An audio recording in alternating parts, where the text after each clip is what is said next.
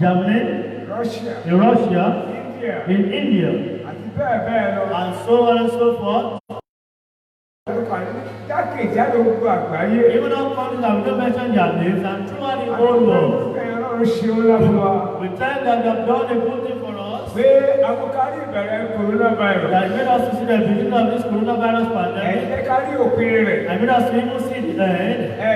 You didn't allow that people to sweep us away. And for that great mercy we have obtained, from country to country, and from city to city, and from nation to nation, even from the young, and to the big person, we return our glory back to the old our God. The word of today, not go ahead of the word. The word of today, the word that has the power and might, God stand in the word. The word of today, God back this word up. Use this word in our hearts. Let this word enter our hearts. Let this word enter our lives. And let this word heal us. Today's word, let it save us. Today's word, let it heal us. And let those in-house and those are strangers from this society's destruction and from any calamity. The word of today saved us. And at the end of today's word, let's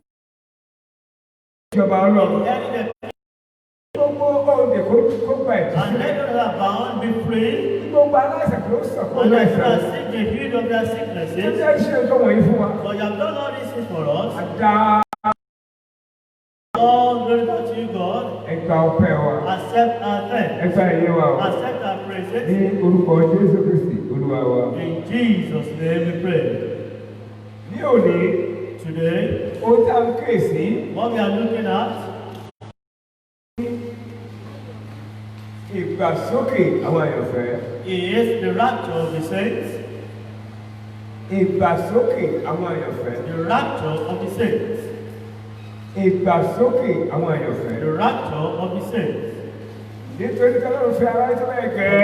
Lord wants that's in the book of John, chapter 3 of it. We look at verse 16. For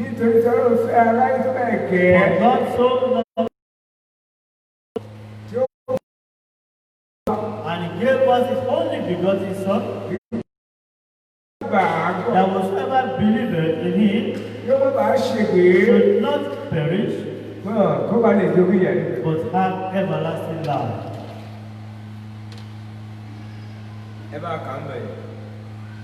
Nítorí Ọlọ́run fi aráyé tó bẹ́ẹ̀ gẹ́ tí ó fi ọmọbìnrin rẹ̀ kan ṣoṣo tí ó bá gbàgbọ́ má bàa ṣègbé ṣùgbọ́n kó lè ní ìyè àìnípẹ̀kun.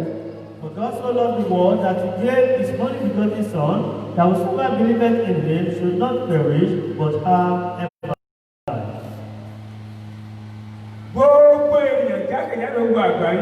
All people throughout the whole world,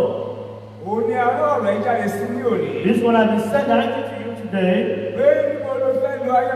that where are you going to spend your eternity? Is in our hands, time, and seasons, is with God, and also in the world. We have 7 seasons. The seasons of the Bible. The first one is gone. That is the season without sin. When this one knew not what we call sin, and when this one is filled with the glory of God, and when the one is filled with the love of God, and when the one is filled with the presence of God Himself, during this dispensation there is something that is called sin. No one sins there, and there is nothing that also makes sin there. We see that time also coming ahead for all men. That sin is still going to be restored to all men. But this will begin with rapture. Ìgbàsókè àwọn àyànfẹ́. The rapture of the elect. Gbogbo tí a ń lò nínú ayé yìí. All this time we are spending on earth. Ìgbòkègbodò ọmọ ènìyàn nínú ayé yìí. The run up and down of human on earth. A ó dà, a fẹ́ dà nǹkan. Will be want to be something. Gbogbo ìlépa wa nínú ayé. All our pursuit on earth. Gbogbo ìmúra wa nínú ayé. All our preparation on earth. Bó bá ti ń tẹ̀síwájú. The way we forge ahead. Tí a ń sáré láti rìn. And we are running, walking. Tí a ń rìn tí a sì ń sáré. We are running and we are walking. Tí a ń fò lókè tí a ń fò lẹ̀. We are jumping both up and down. Tí a fẹ́ da ogún àti ọgbọ̀n We want to become 20 and 30 at the same time. Gbogbo ẹ̀ á parí sí ìgbàsókè àwọn ẹ̀. All will end at rapture. Ṣé rí ìfẹ́ láti ló ń fẹ́ ènìyàn? The great love that God had towards men. Níbẹ̀ láti máa mọ ìjìnlẹ̀ ìfẹ́ náà. Therein will know the depth of the love. Nínú ìgbàsókè àwọn àyànfẹ́. In the rapture we say, Ìyá ó ti rí kí ni jíjìn ìfẹ́ ńlá Ọlọ́run sí. we'll see what is the depth of the love of God. Títóbi ìfẹ́ ńlá Ọlọ́run sí The ènìyàn. greatness of the love of God towards men. Ilé tó bẹ̀rẹ̀ láti rí àwọn ọmọ Ísírẹ́lì. The one that begins with the Israelites. Tí ó tẹ̀sán sórí àwọn kèfèrí. And continues even to the Tí a Gentiles. bá wo májèmú láéláé. When we look at the Old Ẹ Testament, ká gbọ́ ohun tí Deuteronomy sọ. let's hear what the book of Deuteronomy has to say. Ẹ ká wo orí kejì ẹsẹ̀ kẹjọ ń bẹ̀. Let's look at chapter 7, verse 8. Deuteronomy orí kejì ẹsẹ̀ kẹjọ. ṣùgbọ́n nítorí tí Olúwa fẹ́ yín àti tí ó fẹ́ pa ara tí ó ti bú fún àwọn bàbá yín mọ́ ni Olúwa ṣe fi ọwọ́ agbára mú yín jáde ó sì rà yín padà kúrò ní oko ẹrú kúrò ní ọwọ́ Fáráò ọba Íjíbítì. Because the Lord loved you, and because He would keep the oath which He had sworn unto your fathers, as the Lord brought you out with a mighty hand, and redeemed you out of the house of bondmen from the land, from the hand of Pharaoh, king of Egypt. Àrí ìfẹ́ ńlá Ọlọ́run sí àwọn Ísírẹ́lì. We saw the great love of God towards the Israelites. Ìfẹ́ ńlá yìí ní ète kan. This great love had people. Torí pé ìfẹ́ yóò pín sí ilé Ísírẹ́lì. Because this love doesn't end in the house of Israel. Ìfẹ́ ti tẹ̀síwájú. This love continues Sí ọ̀nà gbogbo àwa tí kì í ṣe èèyàn ní ìgbà kan rí. to all we that we are not human before. Ìjọba ń pè ní èèyàn náà ní sísìn And yìí. we are called men of God now.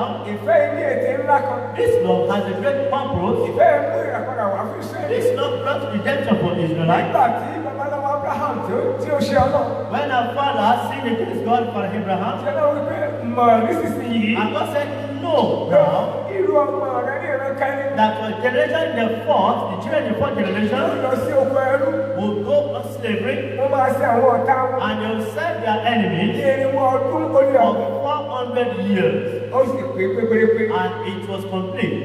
Ọlọ́run sì ránṣẹ́. And God sent Nípasẹ̀ wọn Mósè through Moses àti Árónì. and Aaron, A sì rà wọ́n padà. and they were redeemed Kúrò ní oko ẹrú. from that slavery. A mú wọn jáde. They were brought Kúrò out. ní oko ẹrú. A gbà wọ́n. They were saved Lọ́wọ́ Fáráò. from Pharaoh, Ọba alágbára yẹn. that powerful king, Nípa apánilẹ̀ Ọlọ́run. and to the straight hand of Nípa God, iṣẹ́ agbára Ọlọ́run. to the mighty work of Nípa iṣẹ́ àṣẹ ńlá Ọlọ́run. to the authority of God. Bẹ́ẹ̀ náà ni lónìí. And so today, A rí ìfẹ́ ńlá Ọlọ́run sí àwa ènìyàn. we have seen the great love of God towards man Nípa pé ó wá rán Jésù Kristi ọmọ bí nǹkan oṣù. by sending Jesus, the only begotten Son, Pé kí ó lọ rà wá padà. that should go and redeem us Kúrò ní oko ẹrú ayérayé. from that eternal slavery. Èdè tí ẹ̀ṣẹ̀ tà wá sínú The rẹ̀. one that sin has sold us into. Ẹ lábọ̀ ohun tí Pétérù kìíní wí. Let's hear what the book of 1 Peter has to say. Tá a bá wo orí kìíní yẹn, When we look at chapter 1 ẹ wo ẹsẹ̀ kejìdínlógún and verse 18 sí ìkọkàndínlógún. to verse 19. níwọ̀n bẹ́ẹ̀ ti mọ̀ pé a kò fi ohun tí díbàjẹ́ rà yín padà bíi fàdákà tàbí wúrà kúrò nínú ìwà asán yín tí ẹ̀yin ti jogún láti ọ̀dọ̀ àwọn baba yín bí kò ṣe ẹ̀jẹ̀ iyebíye bíi ti ọ̀dọ́ àgùntàn tí kò ní àbùkù tí kò sì ní àbàwọ́n àní ẹ̀jẹ̀ Kristi.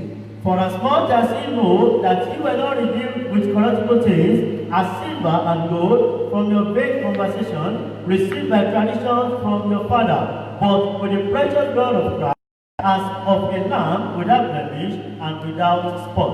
Ìfẹ́ ńlá Ọlọ́run sí èèyàn bí iṣẹ́ ìràpadà ńlá. The great love of God towards us here shows the great redemption. Èrè ìdí ìràpadà yìí ni pé The purpose of that redemption is ìgbéyàwó ńlá kan yóò wà. there will be a great marriage. Ètè ìràpadà yìí kan gan ni. That's the purpose of that redemption. Ìgbéyàwó ńlá kan yóò wọ̀. There will be a great marriage. A ó ṣe ìgbéyàwó ńlá kan. That we are going to be in a great marriage. Ọba àwọn ọba. The King of Kings. Olúwa àwọn olúwa. The Lord of Lords. Ọlọ́run àwọn ọlọ́run. The God of gods. Ó máa ṣe ìgbéyàwó ńlá kan. Will do a great marriage. Fún gbogbo àwọn àfẹ́sọ̀nà rẹ̀. For all his fiancés. Tí ó fi ẹ̀mí rẹ̀ rà padà. That he has redeemed through his spirit. Mo pè ní ẹ̀mí rẹ̀. I call his spirit Ó the bá sọ pé spirit. ẹ̀mí bẹ nínú ẹ̀jẹ̀. But it has been written that there is life in the blood. Tí ó fẹ́ ẹ̀jẹ̀ rẹ̀. Lord, Kò ní ẹgbẹ̀rún ayé. from the slavery of this Kò world, ní ẹgbẹ̀rún èṣù. from the slavery of devil, Kò ní ẹgbẹ̀rún ẹ̀ṣẹ̀. from the slavery of sin, Kò ní ẹgbẹ̀rún ọmọ from àpáàdé. the slavery of hell, so that we can be his bride. Ọlọ́run pè ọ́ ní òní. So God is calling you today. Àwọn There are some great things. àṣẹ ńlá kan bẹ. There is a great feast. Ìpàdé ńlá kan bẹ. There is a great meeting Ó tí ò yẹ kí ẹnikẹ́ni má jẹ́ alábàápẹ́lẹ́ rẹ̀. that no one should miss. Èrèdí ọ̀rọ̀ tòní nìyẹn. And that's the purpose of today's Tá a world. bá ń sọ nípa ti àwọn ọba ayé. When we talk about the kings of the world, Ọpẹ́ ní fọlọ́run pé ọlọ́run fi sí ipò. thanks to God that God has put you in that position. Tá a bá sọ nípa ti àwọn ìjòyè. Talking about the chiefs, Ògo ní fọlọ́run pé ẹrí àdúgbà. glory be to God that you have obtained mercy. Tá a bá sọ nípa ti àwọn ààrẹ orílẹ̀-èdè. Talking about the president of nations, Adá ògo padà fọlọ́run pé ọlọ́run fà yín sókè téńté láàrin gbogbo èrè rẹ̀ láyé. you return all glory unto God that God has brought you up high among the nations of the world. Tá a bá sọ nípa ti àwọn gómìnà wà. Talking of our governors, Ẹ̀yin ọlọ́lá jùlọ wà. you hold the great name. Ògo ní fún ọlọ́run. So blessing back unto God, Ògo sì ní fún ọlọ́run. and glory be unto him, Ọlá sì ní fún ọlọ́run. and honor to him, Pé àfàìdé ipò yìí. that you have been drawn to this position. Gbogbo ẹ̀yin lọ́ọ̀yà ayé. The lawyers of the world, Àánú lára nígbà. you have obtained a great mercy. Gbogbo ẹ̀yin dọ́kítọ̀sì ayé. The doctors, Àánú lára you nígbà. have obtained a great mercy. Gbogbo ẹ̀yin ẹnjìníà. The engineers, Àánú lára nígbà. you have obtained mercy. Ṣé ìwọ̀n pé àbí ilé ẹnjìníà? You know that you are not born as an Àbí engineer. ilé ìkó dọ́kítọ̀. You are not born as a doctor. Àbí ilé nọ́ọ̀sì. You are not born as nurse. Àbí gẹ́gẹ́ bí pòfẹ́sọ̀. You are not born as a professor. Ohun olúwa ní ìṣọ́lá. But then it pleases God that dwell that Ohun ọba ọba ní ìṣògo rẹ̀. Pleases that king of praise that Ìwé does ìpè Bible says, Ọlọ́run jókòó ní ọ. God sits in heaven Ó ń ṣe ohun tó wù. and it does what pleases him. Ohun olúwa. It pleases Láti God ẹni kọ̀ǹtráktọ̀ ńlá. to make that great contractor. Ohun olúwa. It pleases Láti God ẹni oníṣòwò ńlá. to make that great businessman and Ohun woman. olúwa. It pleases Láti God ẹni láńlọ. to make the landlord. Ohun olúwa. It pleases God Estate. to make someone that even builds an estate. Ohun olúwa. It pleases God Bó o ti rìnrìn àjò. as you go on a journey Nínú ní orílẹ̀ ayé. on earth, Bẹ́ẹ̀ lórí lórí orí. and so you go on the sea. O ti rìnrìn àjò nínú orí. You also go under the sea, Bẹ́ẹ̀ náà lórí ní òfurufú. and so also you fly on Wọ́n earth. ti gbogbo ẹni ìṣọ́lá rẹ̀. It pleases God that is just Ó God. kọ́ bẹ́ẹ̀. But there's something Tó kọjá ilé ayé yìí. that is beyond this world. Kò yẹ kó má jẹ́ alábàápẹ́. You should but be a part Ní láyé. in this great meeting. Kò yẹ kí ìpàdé yìí yọ ẹ́ sílẹ̀. This meeting must not agree Kò with yẹ you. kí o má jẹ́ alábàápẹ́. You should not miss this meeting. Nítorí ohun tí Jésù fẹ́ wá sílé ayé. This is the reason why Jesus came to this world. Kò yẹ kó má jẹ́ alábàápẹ́. You should not miss Ní that ìgbé ẹ̀wọ́ ọ̀dọ́ àgùntàn. in the marriage of the Lamb. Nínú ìgbé In this marriage, a ó gbọ́ ohun tí a ò fi ìgbọ́ we rí. are going to hear what the this À marriage. ń jẹ ohun tí a ò fi We jẹ. are going to eat what they are not Ẹ̀ka eating. gbọ́ ohun tí Kọ́ríńtì kìíní wí. Let's hear what the book of 1 Corinthians Kí ni orí ìkejì ẹsẹ̀ kẹsàn-án rẹ̀ ti sọ? chapter 2 and verse 9 read.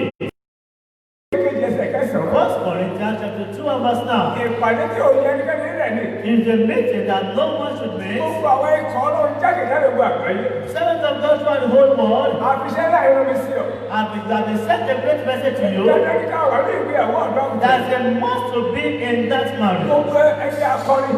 All choirs. Olúwa ń pè láti kọrin ní ayé. God is calling you. God has called you to sing on Bẹ́ẹ̀ earth. kọrin ní ìjọba rẹ̀. And also sing in His Gbogbo kingdom. ẹ̀yà dènà ní ìjọ. You ushers in the church. Ìpàdé yóò yọ ẹ́ sílẹ̀. This meeting you are not supposed to be Gbogbo exempted. òṣìṣẹ́ ní ìjọ lọ́run. All workers in the church. Tí ẹ rí ìpàdé yìí, This meeting ó ń pe gbogbo ẹnikẹ́ni is calling anyone. tí a mọ̀ ní ẹni. Is calling the religion Gbogbo ìlú institute. ní ayé.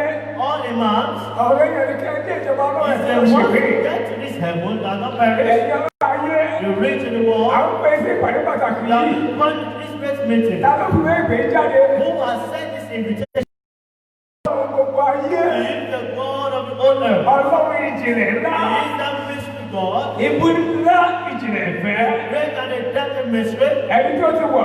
The one that was. Ẹni tó ń bọ̀ wá. The one that is to come. Olódùmarè. Lord Almighty. Ló fi wé ìpè síta. Has sent out this Kí ni invitation. nǹkan tó ń bá ṣẹlẹ̀ bẹ̀? What did he say to happen? Kọ́ni kìíní yẹn. 1 Corinthians Orí kejì ẹsẹ̀ kẹsàn-án. chapter 2 verse 9.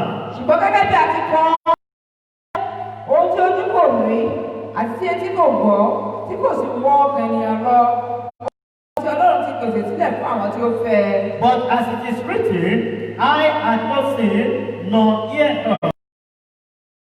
heard in the heart of man the things which God had prepared for them that love Him. Ohun tí ojú ò tí ì rí. What eyes have not seen, Ohun tí etí ò tí ì gbọ́. what ears have not heard. Nínú ìwé ìjìnlẹ̀ Yorùbá. In the book of the Yorubas, Wọ́n lè sọ pé kò sí tójú òní. they can say that nothing our eyes have not Ṣùgbọ́n seen. ní ìwé ti Ọlọ́run. But in the book of God, Bíbélì mímọ́. Holy Bible, Tí í ṣe ọ̀rọ̀ Ọlọ́run. which is the word of Kí God, a kọ́ yí pé as in written, ní àtìkọ́ ṣe ní ọ̀rọ̀ wà. and in the beginning is the word, Ọ̀rọ̀ wà pẹ̀lú Ọlọ́run. and the word was with God, Ọlọ́run sí ọ̀rọ̀ náà. and God is the word. Nípasẹ̀ rẹ̀ lọ́dún dáhùn gbogbo. And through this word, all is Lẹ́yìn ọ̀rọ̀ perfect. tí a ò dáhùn kọ́. After this word, nothing was Nínú ọ̀rọ̀ tí created. ìyẹn wà sí ìmọ́lẹ̀. In which word we have light and Ìmọ́lẹ̀ light. rẹ̀ sì ìmọ́lẹ̀ And tó the bẹ́ẹ̀ gẹ̀ẹ́. light shineth so much Òun that ayé kò lè borí ẹ̀. that the world cannot Òun comprehend. sọ fún ọ pé Telling us that ohun tí ojú ò tí ì rí. what eyes have not seen, Ohun tí etí ò tí ì gbọ́. what ears have not heard, Ohun tí ò tí ì wọ ẹnu èèyàn. and what has not Láyé entered any mouth yóò ṣẹlẹ̀ will happen nínú ìgbéyàwó ńlá. in that great marriage. Ọlọ́run ń pè ọ́ o. God is calling you. Kì í ṣe bó ti pé àwọn kan ló bíbélì. Not that it's called something in the Bible. Ó pe àwọn kan ló bíbélì. It's called something in the Bible Pé that ọba ńlá kan a king ó fẹ́ ṣe ìgbéyàwó wants to do marriage fún ọmọ rẹ̀. for his son Ó fi ìwé ìpè síta. and send out invitation. Gbogbo àwọn tó pè Those are called, bí ìsọ̀rí mẹ́ta ni wọ́n. they are in 3 categories. Ìsọ̀rí àkọ́kọ́ gba ìwé. First category, they got the invitation, Wọ́n fi ayọ̀ gbà á. they got it with Wọ́n joy, sì gbàdúrà and they pé pray, ọjọ́ yẹn lè dára o. oh, that day will be good, Ọjọ́ yẹn máa yá o. that day will come, Ọlọ́run yóò mú ọjọ́ o. and God will hold that day for Wọ́n us, sì bá tiwọn lọ. and they went their way. Àwọn ìsọ̀rí kejì. The next, they also received the invitation, Wọ́n mú ní ọkọ̀ lé. and they invite the Ní person ọjọ́ ìgbéyàwó yẹn. that A day máa wà ń bẹ̀. we are going to be there. Wọ́n ẹnì kẹta ló ti gba sí. And the third category is Dáyọ̀, dáyọ̀. and with joy, Àwọn ìpè mẹ́tẹ̀ẹ̀ta yìí. those 3 Ó fi categories, ìfẹ́ ńlá àti ayọ̀ gbà á. they receive with that great joy. Ṣùgbọ́n tá a bá wò ó fẹ́. But if you look at it critically, Nígbà tí ọjọ́ tí a dá tí ó pé. when that day came, Ọba ńlá yìí. this great king Ó ṣe àsìkò. prepared feast Kí ìrètí pé in hope that, ìwé ìléwọ́ ìwé ìpèsè oh, jáde. that invitation has gone out. Àsìkò sì. Oh, that feast Àsìkò àìní àwọn èèyàn. for so many persons, Wọ́n gbà tí ó tọ́ ọyọ́ ẹ̀ gan. but when it came to time, Ẹni àkọ́kọ́. the first group Ó tún lọ sẹ́nu ọkùnrin wọn. sent for them Ó again. ní ṣe ó bá ṣe ní pàdé. Oh, my feast is well prepared. Ẹ máa bọ̀. Come now, Kí ẹ lábá mi jẹ. come and eat Nínú ìgbéyàwó ọmọ. in the mind of my son. Kò béèrè owó lọ́wọ́ He wọn. didn't ask them for money. Ẹnì kìíní orí àwọn ìwí sí. The first group had a complaint, had an excuse. Mo ṣe ara ilẹ̀ oko kan. Oh, I just bought a field. Ilẹ̀ oko ní mo rà yìí. Only I bought. Ní ọjọ́ ìgbéyàwó ọmọ rẹ gan. Today, the day of the marriage of your son, Lọ bẹ̀ẹ́ I wò. want to go and inspect that field. Má bínú rárá. Don't be annoyed. Yóò nílé wà. I won't be able to come again. Ó sì já ọba ńlá yóò sì já. And so this man was Ìpínlẹ̀ kejì. the first group again. Ó ṣe ara àjẹgà màlúù. Oh, I had of cows. Ọjọ́ tó fi ọjọ́ ayọ̀ ẹ sí gan. Hey, that's the big day of your Ní joy. ọjọ́ ìgbéyàwó yìí gan. That's the marriage. Náà ni mo fẹ́ lọ yẹ̀ ẹ́ wò. I want to also go and inspect. Mo fẹ́ lọ Don't go and look má at bínú them. rárá o. Say, don't be annoyed. Èmi ò nílé wà. They are not able to come again. Ẹnì kẹta. The third group again. Say, oh, Bí òfin ìwé mímọ́. just like the Lord the Ẹnì scriptures, kẹta ti ṣe ìgbéyàwó. anyone that just wedding Òbúrò lọ sí ojú ogun. should not go to battle. Torí ìdí èyí. So, because of Lọ́ọ̀bù this, ṣe èmi. to today, ó ṣẹ̀ṣẹ̀ ìgbéyàwó. I just got married too. Òun ò ní lè ní orí ọ̀fẹ́. I will not be able to be chance Láti wá sí ìgbéyàwó to ńlá. go for that great marriage. Lẹ́yìn gbogbo àwọn tá a pè. And so this category, Bíbélì wípé wọn ò yẹ. Bible says they were not worthy. Àdúrà mi sí gbogbo olùkọ́ ọ̀rọ̀ My náà ti prayer in the end of God of God today Orí mi sí àṣẹ náà àdúrà gbẹ̀tọ̀. is that the marriage of the great of the land, Èmi àtẹ̀yìn a ó yẹ ní you orúkọ and Jésù. I will be worthy in Jesus' name. Mo ní a ó yẹ ní orúkọ Jésù. We will be worthy in Jesus' name. Ìgbàsókè àwọn àyànfẹ́ yìí. The rapture of the saints Òun ló máa bí ìgbéyàwó ọ̀dọ́ àgùntàn. is what will give birth to the marriage of the land. Ọ̀rọ̀ ìgbéyàwó ọ̀dọ́ àgùntàn yìí. And the issue of the marriage of the land, Òjijì ni ó ṣe. A ó gba ẹ̀mí àtẹ̀yìn sókè lójijì. that we will be raptured suddenly. Ẹ̀ka gbọ́ sí ìwé Kọ́ríńtì kìíní wí. Let's hear what the book of 1 Corinthians, Ẹ wo oríkà ẹ̀dógún chapter 15 of it, náà bẹ̀rẹ̀ sí ìwé láti ẹsẹ̀ 51. and verse 51. Kọ́ríńtì kìíní oríkà ẹ̀dógún 1 Corinthians chapter 15, ẹsẹ̀ àádọ́ta ó lé kan. verse number 51. Kíyèsí, Kíyèsí, ohun ìjìnlẹ̀ ni mo sọ fún yín, ohun ìjìnlẹ̀ ní ọ̀rọ̀ ìgbàsókè yìí o. gbogbo wa kì yóò sùn, Gbogbo wa kọ́ ni yóò sùn. gbogbo wa ni a ó pa lára dà. Gbogbo wa ni a ó pa láradà. Lọ́gán, Mò ń bọ̀. Behold, I show you a mystery. We shall not all sleep, but we shall all be changed. Ohun tí à ń sọ ní òní, What we are saying today, ọ̀rọ̀ tí a fi lọ́wọ́ sí ọ ní òní, the message has been sent to you, ọ̀rọ̀ tí a fi lọ́wọ́ sí ayé lónìí, the message that we are sent to the world with, ìjìnlẹ̀ ńlá ni o. it is a great mystery. Ibẹ̀ kì í ṣe gbogbo èèyàn tó ń bẹ ní ayé That not all men on earth tí yóò sùn. will sleep. Sísìn yẹn sọ nípa ti ikú, That is talking about death, kì í ṣe gbogbo ẹni yóò kú.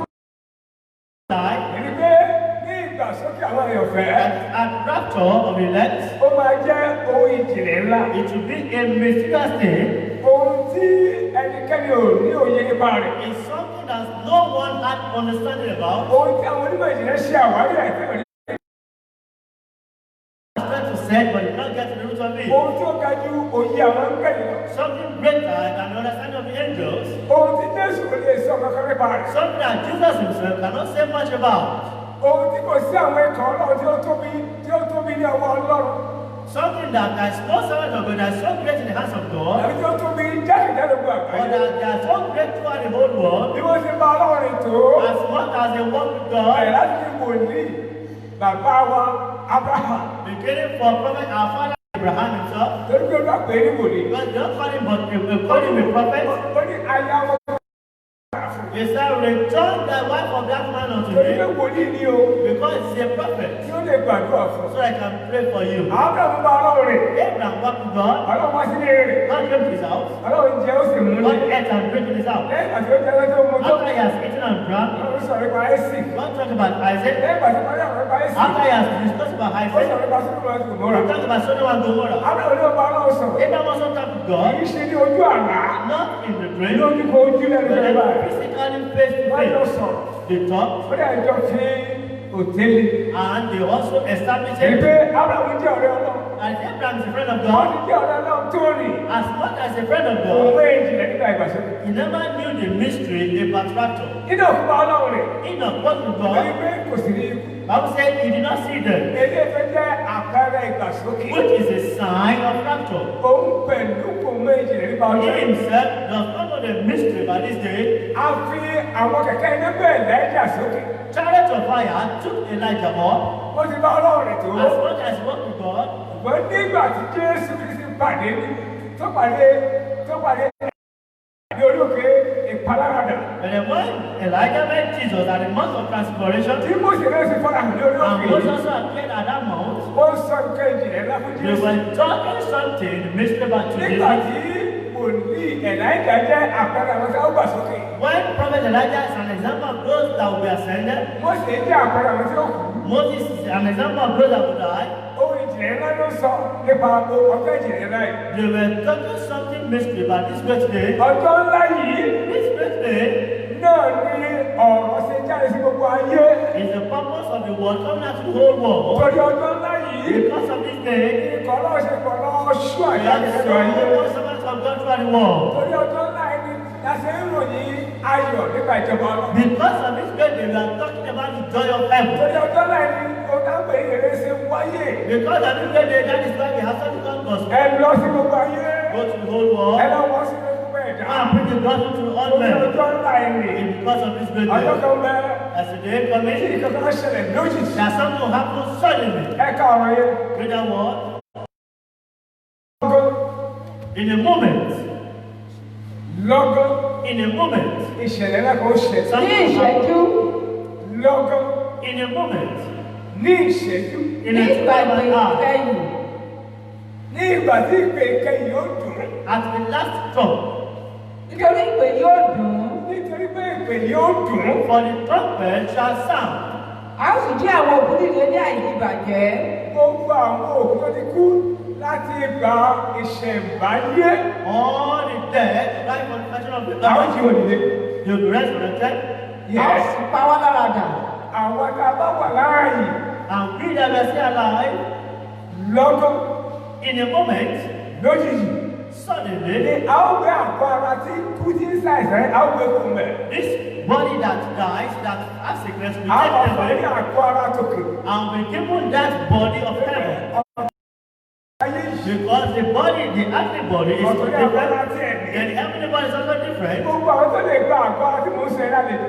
Those that can receive this body that I'm talking about, Ní àwọn tó bá fáyé wọn fún Jésù. they are the ones that have given their life to Jesus. Lórí ìdí ni ọ̀rọ̀ náà ṣe lọ sí ọ̀dọ̀ àwọn ọ̀jọ̀gbọ́n ayé. And for this one is going out to us, in the end of the world. Lóòótọ́ ló jẹ́ ọ̀jọ̀gbọ́n níbi tó ti jẹ́ ọ̀jọ̀gbọ́n. Though you are learned at those areas by which you are learned, Ó ti gba Jésù. when you have not accepted Jesus, Tí ìṣẹ̀lẹ̀ bá ṣẹlẹ̀ lọ́kàn. if this happens suddenly, Ìwé rẹ̀ ò lè gbé gòkè. your certificate will not carry up.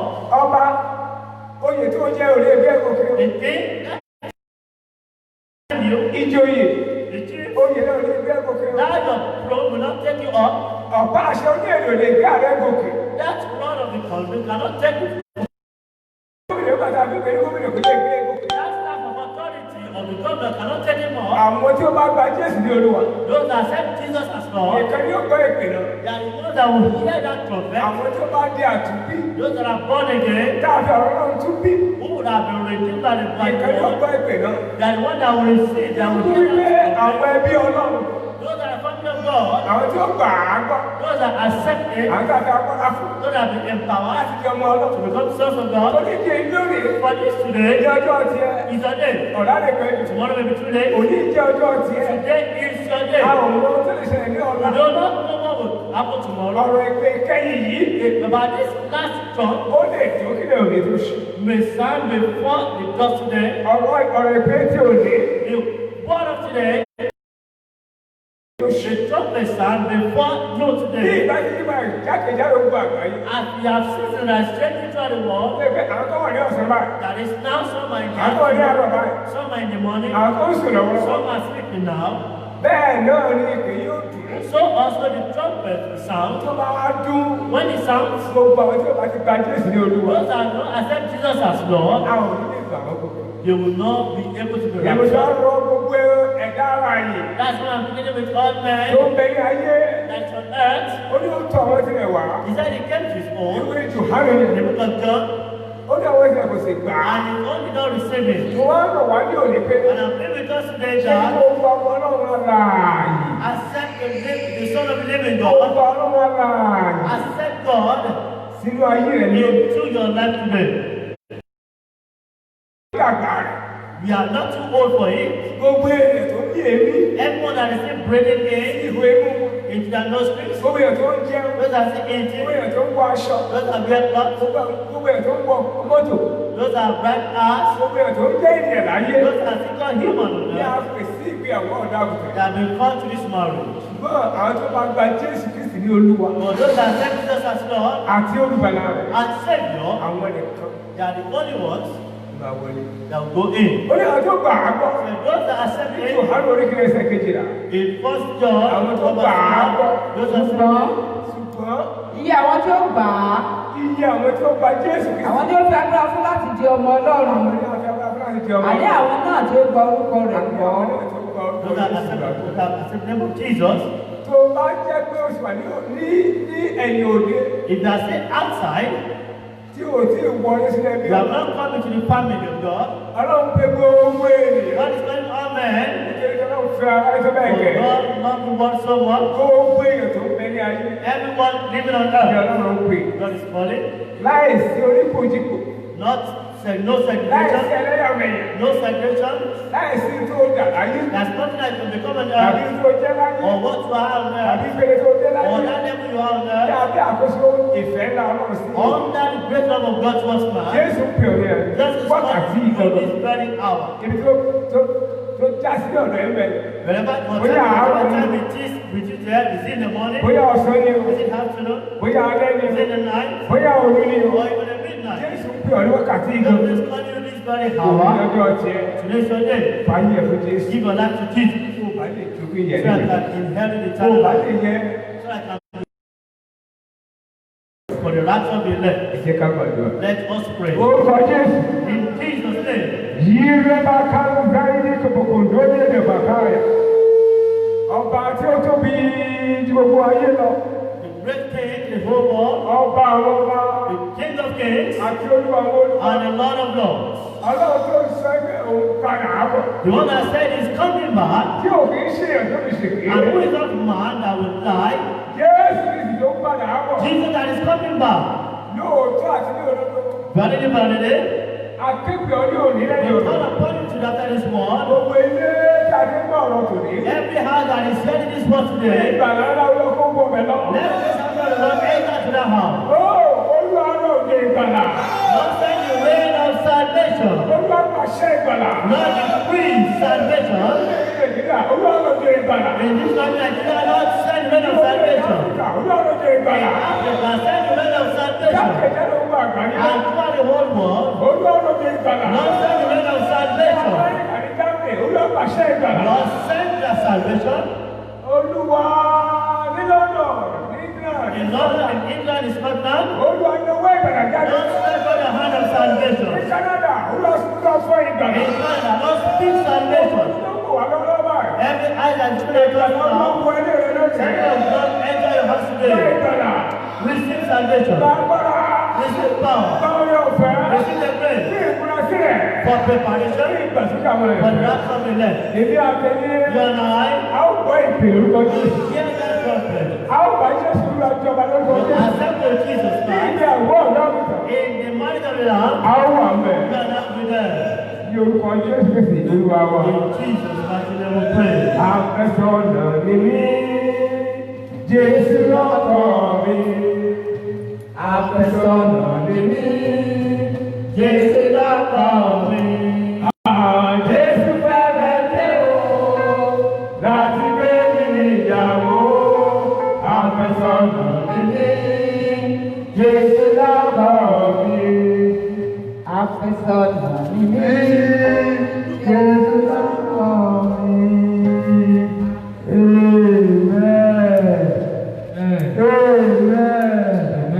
Ọlọ́run tó ti fi ọkàn rẹ̀ hàn wá nínú ọ̀rọ̀ tí bàbá wa bá wa sọ ní òní.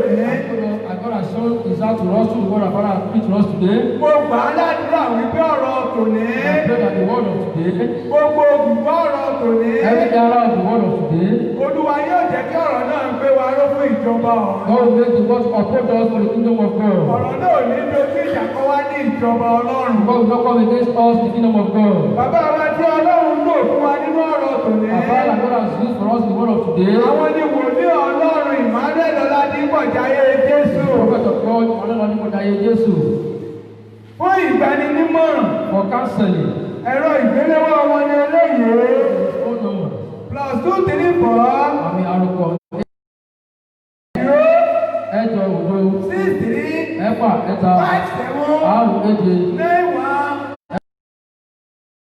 òdo, +234 àrùkọ méjì ẹ̀ta ẹ̀yìn, 80 ẹ̀jọ òdo, 63 ẹ̀fà ẹ̀ta, 57 àrùn méje, 91 ẹ̀sán òdo, 90. ẹ̀sán òdo.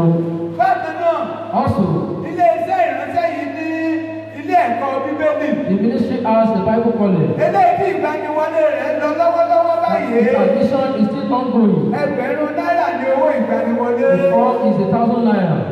Bákan náà, Also, akẹ́kẹ́ máa fi ojú sọ́nà we want you to pray along with us fún ìpàgọ́ àlùyọ concerning the Victory Convention. ẹlẹ́ẹ̀kejìdínlọ́gbọ̀n ọgbọ̀n rú ẹ̀.